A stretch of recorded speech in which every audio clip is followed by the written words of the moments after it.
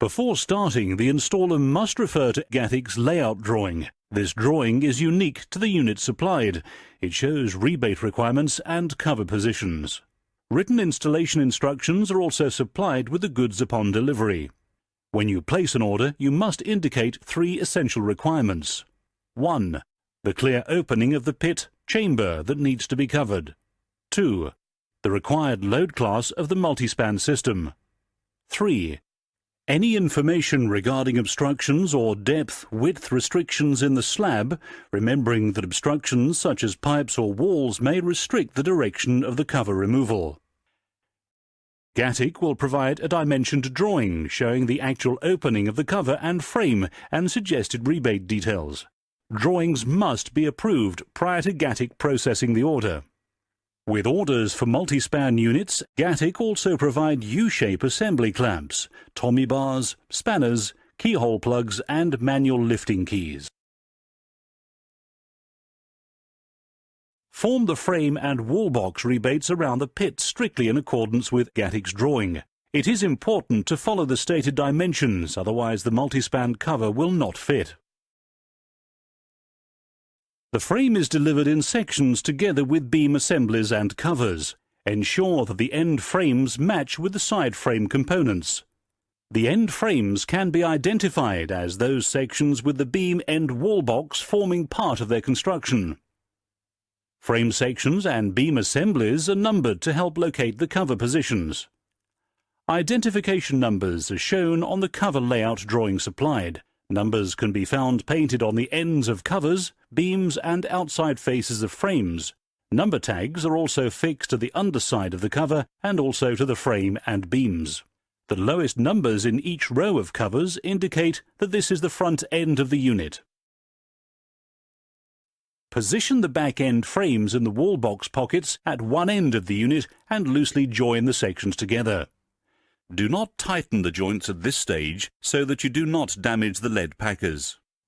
On the illustration, you will notice that all front frames are positioned at one end and back frames on the other end. The drawing will indicate which is the front end of the Multispan cover, as being the lowest number in each row of covers. For units with more than 2 beams, refer to the cover layout drawing for the number sequence. Locate the side frame assemblies. These are handed so that they only fit on the correct side of the cover and offer up to the back end frames. Remember that there are a number of small frame pieces that make up a straight frame. Check that lead spacers at the frame joints have not been damaged, otherwise the frame will no longer mate with the cover. Again, loosely bolt the frames together. Now position the front end frames in the wall box pockets and loosely join the frames together in the middle and at the corners. Using the large Tommy bar, gradually screw down on the leveling bolts on the bottom of the wall boxes until the top of the frame is approximately level with the finished floor level.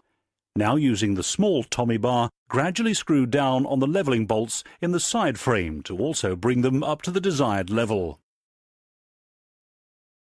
Locate the correct beam assembly, look for the numbers painted on the beam and corresponding tags on the frame, and lower into the wall boxes. Tap down on the filler block using a rubber mallet and then, using the small assembly clamp, clip the end of the beam into the wall box. If the filler block is not flush, then the beam is not seated correctly in the wall box and you will need to adjust it accordingly. Dimensionally, check the diagonals of the frame to ensure it is roughly square and make sure that none of the frame is overhanging into the pit. There should be about a 10 mm sit back of the frame all around the opening.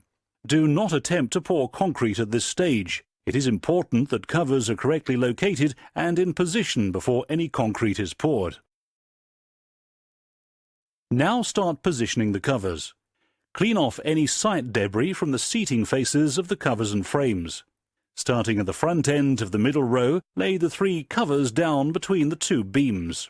These covers are identified by referring to the layout drawing for a numbering sequence. With these 3 covers in position, adjust on the wall box leveling bolts to attain the required height, but also to make sure that the covers are seating correctly and not rocking. Now position the 3 covers in one of the end rows, but this time level up the side frames, adjusting the leveling bolts until covers do not rock. Repeat for the other end row.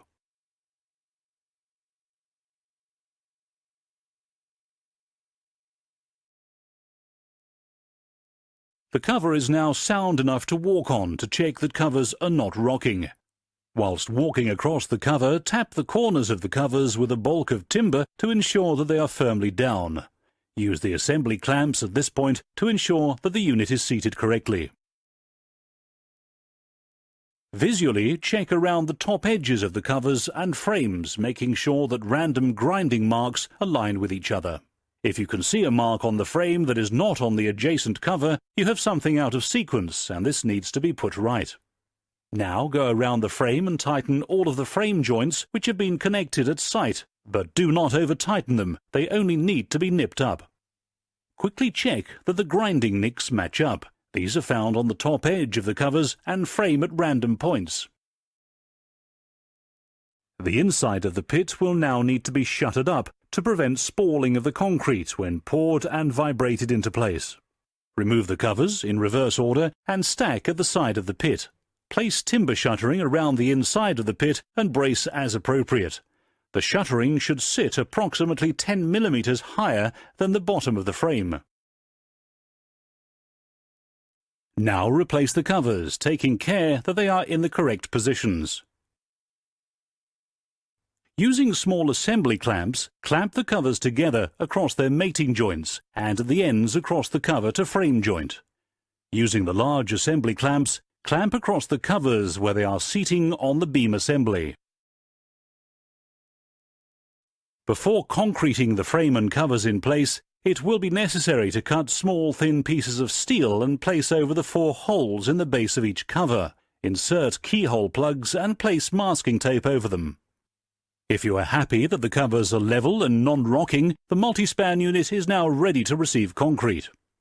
The grade of concrete should be 45 newtons per millimetre squared cube or 40 newtons per millimetre squared cylinder strength.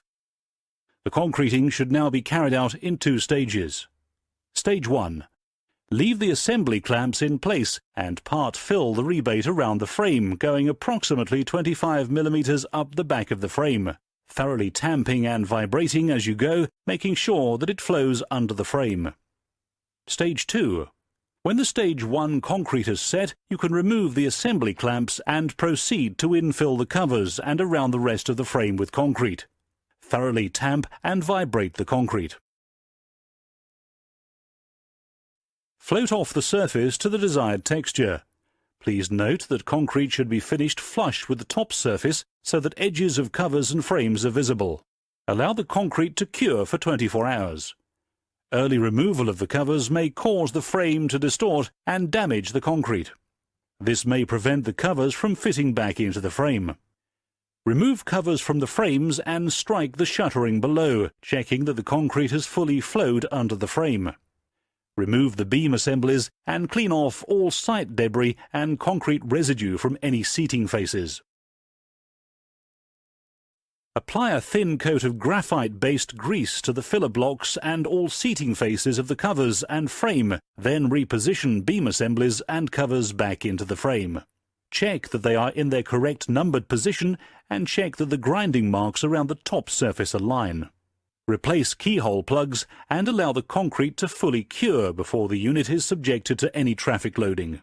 Congratulations! Your cover is installed and now ready to use. Do not allow any traffic to travel over the unit until the concrete has fully cured.